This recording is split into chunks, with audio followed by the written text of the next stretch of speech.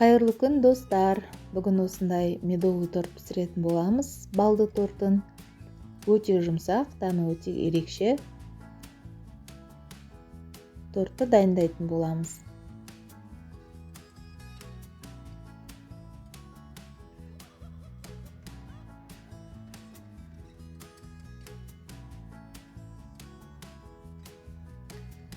Ол үшін бізге ыдысымызға медымызды, құмшекерімізді, 2 жұмыртқамызды және майымызды қосып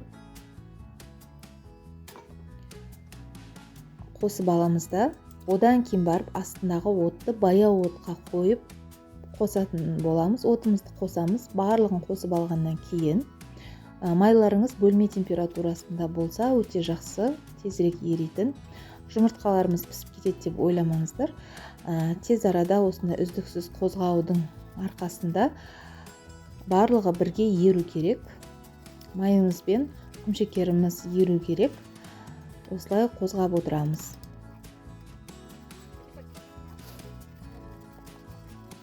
Барлық заттың мөлшерін астына описаниеда толықтырып жазып өтетін боламын.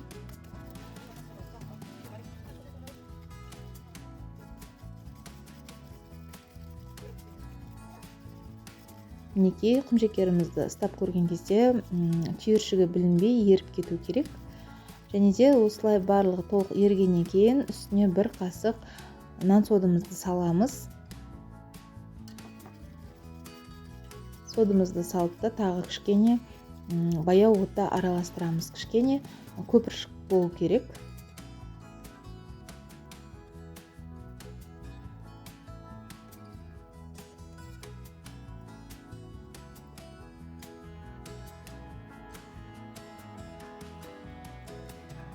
Одан кейін астындағы отын өшіріп, кішкене сәл ғана салқындатып,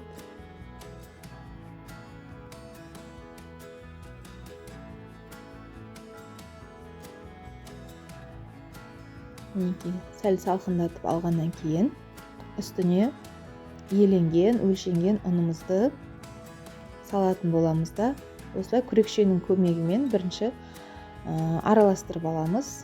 Одан кейін барып қолмен қамыр илейміз. Қатты да тығыз қамыр илемейміз. Тек осы өлшенген ұнымызды ғана саламыз. Қолға жабысқақ болып тұра берсін. Қолымызға жабысқан қамырларын ғана кішкене ұн сеуіп алсаңыздар болады. Артық ұн қоспаймыз. Тек көрсетілген мөлшердегі ұнды ғана қосасыздар.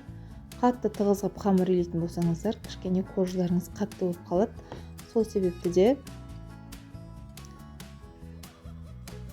мөлшерде көрсетілген ұнды ғана қосып, кішкене плюс-минус 50 грамм ұн ойнайды. Осылай қолымыздың ұндарын түсіріп аламыз. Және де пищевой пленкамызға, осындай салафанымызға, немесе салафанға өстіп, осы дайын болған қамырларыңызды ішіне салып қоясыздар. Бұл холодильникке кіргеннен кейін өзі қатады. Кәдімгі жұмыс жасауға ыңғайлы қамыр болады.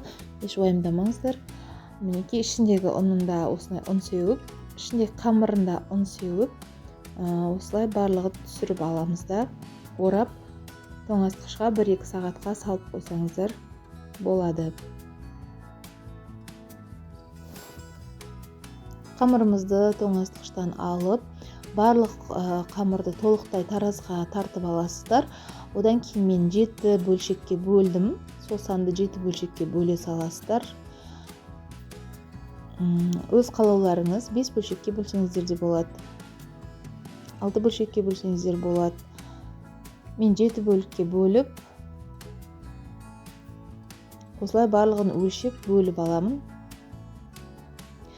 7 бөлшекке бөліп алғаннан кейін қамырымызды осылай жаюға дайындаймыз.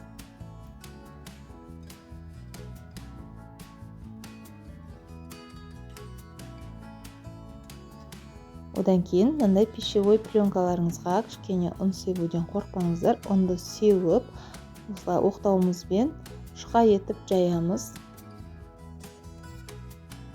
Пленканың үстіне.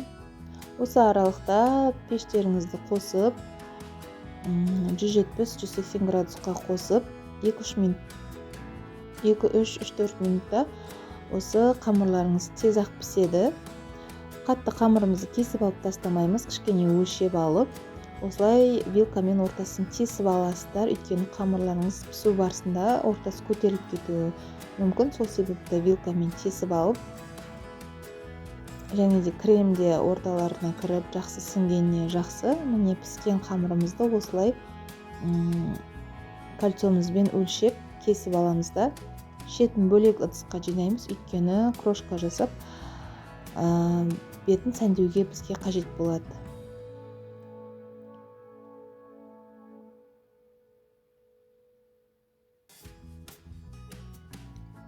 Мінекей қамырымыз дайын болды, 7 қамырымызда. Енді шетіндегісін осылай мен шоперге салып езіп алдым. Салафанға салып та майдалай беруге болады, блендерге салып та. Міне осылай дайындап қойдым. Енді кремін дайындаймыз. Қаймағымызға сгущенкамызды қосып, екеуін жақсылап миксерлеп араластырып аламыз. Менің каналыма тіркеліп, лайк басып, пікір қалдыруды ұмытып кетпеңіздер.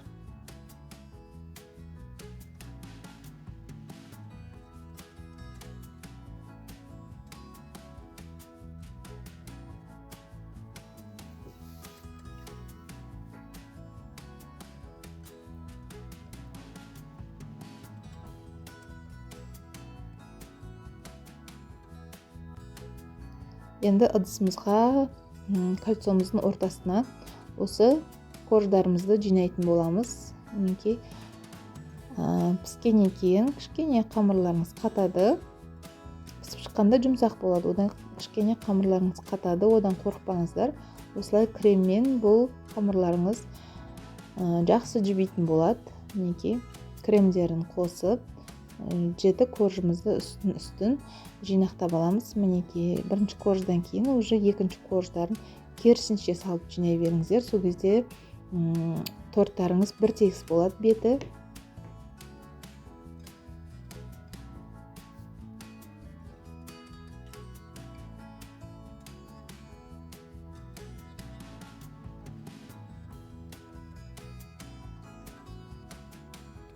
Барлық коржын жинап алғаннан кейін бетіне пленкамызды, немесе салафанымызды жауып, тоңазытқышқа 2-3 сағатқа қалдырып қойыңыздар. Кремі толық сіңу керек коржға.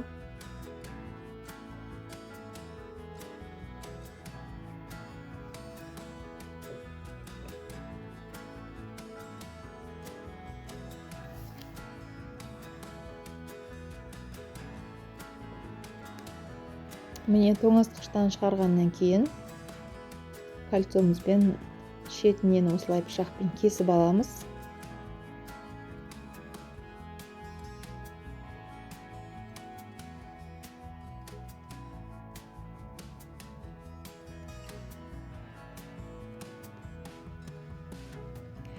Енді кольцоның шетіндегі осындай қалып кеткен кремдерді алып, шет-шетіне жағып шықсаңыздар болады. Қатты көпте шетіне кремнің қажеті жоқ. Корждарымыз жабысып тұрса болғаны.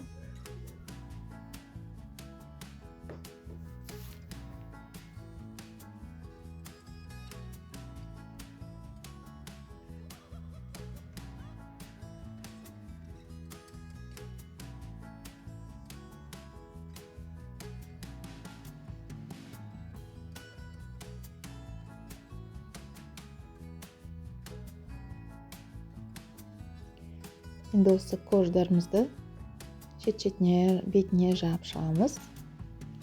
Тортымызды аяқтаймыз.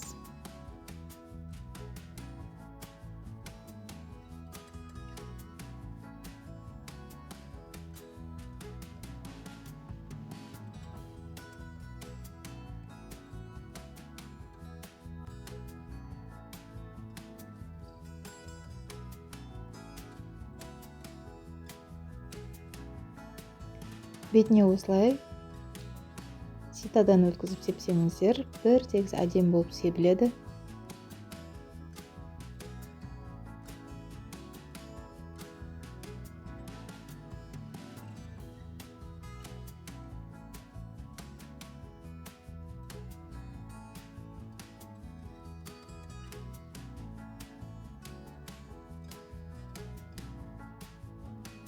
Міне біздің медовый тортымыз дайын болды. Өте жұмсақ, өте дәмді. Кремін өздеріңіздің қалағандарыңыз бойынша сливки да қоса берсеңіздер, творожный сыр қоса берсеңіздер де болады. Мен қарапайым жолын ғана көрсеттім. Жасап көріңіздер, ас болсын.